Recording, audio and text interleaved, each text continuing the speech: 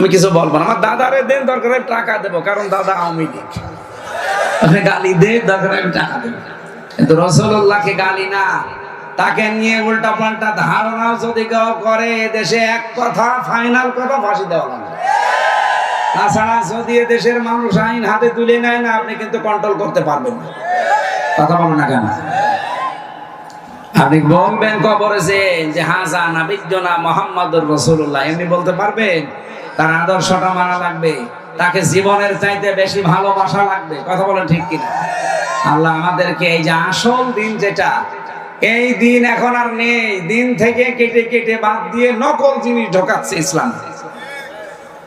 আর যারা দিন থেকে কোনো কিছু বাদ দিতে চান, তারাও কাফের। যারা এই কথা বাংলাদেশে অলরেডি বলছেন যে কোরআনের সাথে রাজনীতির সম্পর্ক নেই, আপনি কাফের হয়ে গেছেন। আপনি যাই মনে করেন, কারণ এখানে 918 জায়গায় কোরআনের আয়াতে আছে রাজনীতি করা লাগবে ইসলাম দিয়ে। আর আপনি বলছেন না, সম্পর্কই নেই। আপনি কি বেশি বলছেন কোরআনে? কোরআনের বিশেষজ্ঞ হাজার হাজার এই দেশে আছে, কয় তারা তো কেউ বলে না যে কোরআনের সাথে রাজনীতি সম্পর্ক নেই। যে যেই বিষয়ে জানেন না, ওই বিষয়ে মুখ খুলবেন না। বাংলাদেশে এই রোগটা এখন বেশি দেখছি, যে যেটা জানে না ওই বিষয়ে বেশি ফতোয়া দেয়। আরে ভাই, এর উপরে সারা জীবন কাটিয়ে দিলাম আমি।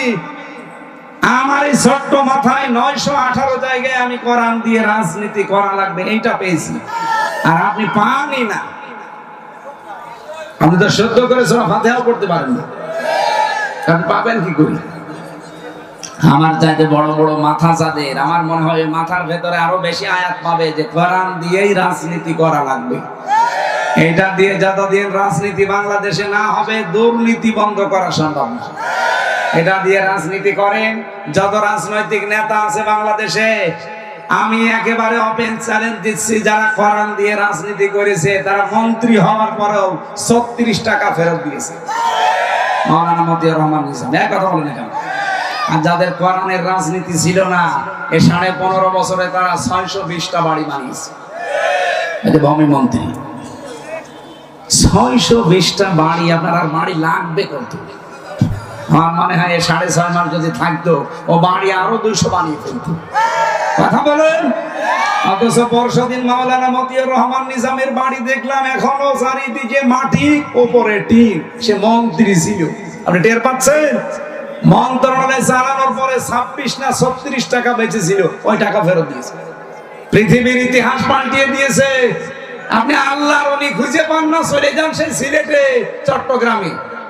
আল্লাহর ওলি তো ওইটা যে দায়িত্ব নিয়ে সুচারুরূপে পালন করতে পারে।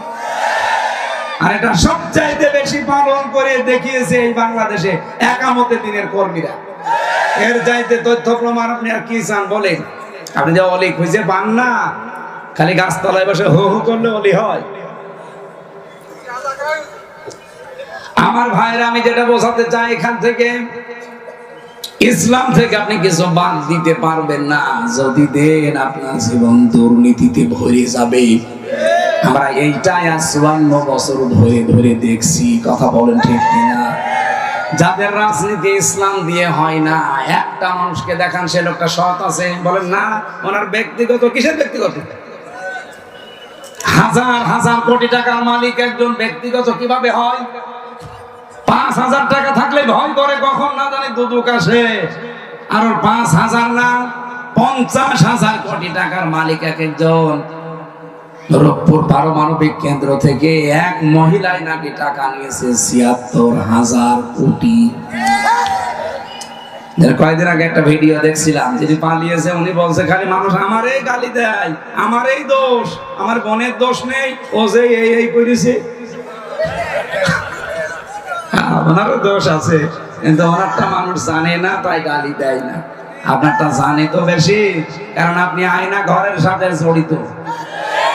এই বাংলাদেশে কিয়ামত পর্যন্ত যেন আর আয়না ঘর কেউ বানাতে না পারে। কথা বলেন। এটা যে মানবতার সাথে কত মারাত্মক একটা কৌতুক। এর কারণে এর বউটা বিয়ে করতে পারে না, এর ছেলে মেয়ে জানে না যে আমি কাকে বাবা বলে ডাকবো।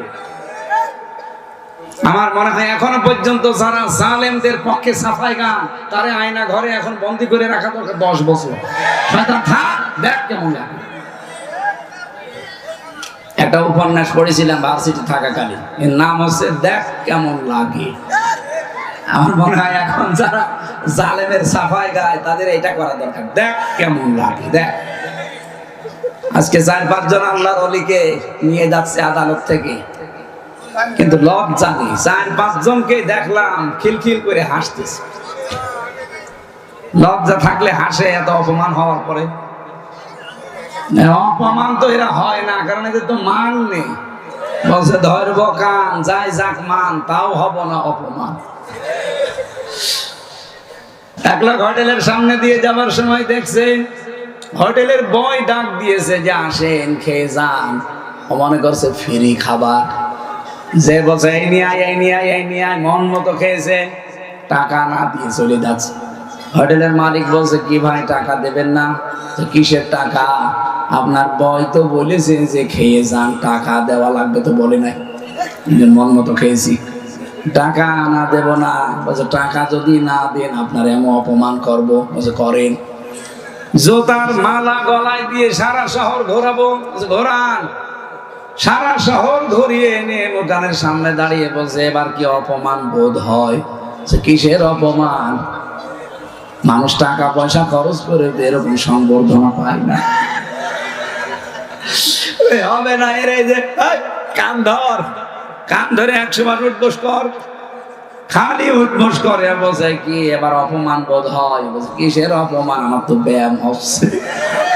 আমার মনে হয় এই যে শয়তানগুলো টাকা পাচার করতে করতে এদের তারা ফকলা বানিয়ে ফেলেছে।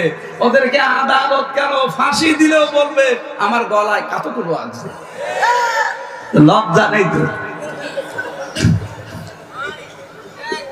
সম্মানিত মা বোন যারা আপনারা এসেছেন, খাদিজাতুল কুবরা রাদিয়াল্লাহু তাআলা আনহা জীবনে 1 ওয়াক্ত নামাজ পড়েননি, একটা রোজা রাখেননি, একটা টাকা তিনি দান সাদকা করেননি, যাকাত দেননি, জীবনে কোনোদিন একটা বারো হজ করেননি, একটা দিনও পর্দায় থাকেননি। কারণ এই বিধানগুলো সব তার ইন্তেকালের পরে নাজিল হয়েছে।